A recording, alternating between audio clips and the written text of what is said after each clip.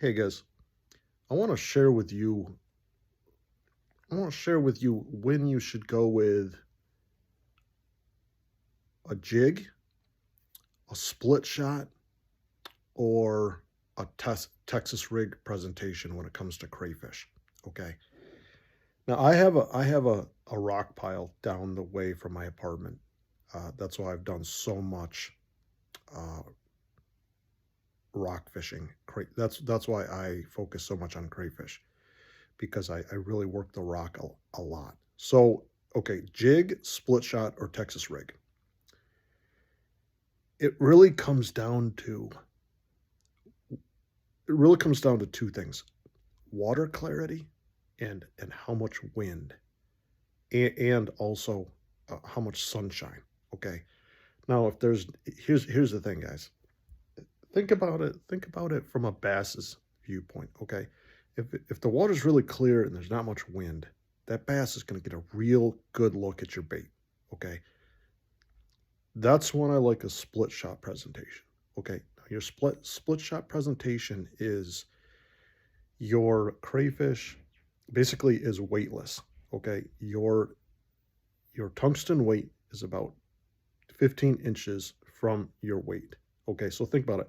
When it's crawling, it's very, very natural. There's no weight attached to that crayfish. You use a bobber stop, 15 inches above that, you know, to your hook or to prevent your bullet sinker from sliding down. Okay, that's the most subtle. I like that in sunny, windless conditions. That's what I like. Now, if the water is dirty, though, if the water is dirty and those fish are going to have a hard time seeing your bait, I do like the jig. The jig has a little bit more presence because of the weed skirt. It just pulses more than that split shot. The Texas rig, I like the Texas rig a lot because it seems like you can really crawl the rock pretty well.